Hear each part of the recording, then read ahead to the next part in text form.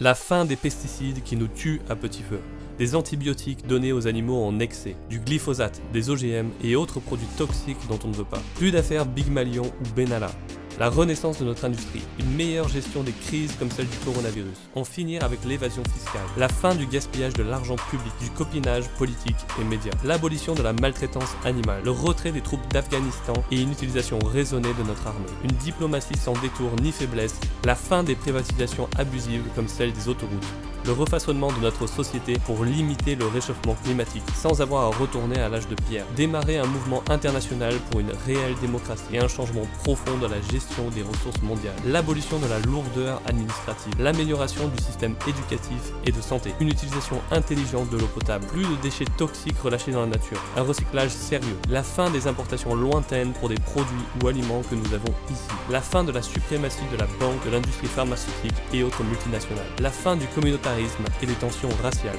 la fin de la suprématie des médias et du mensonge,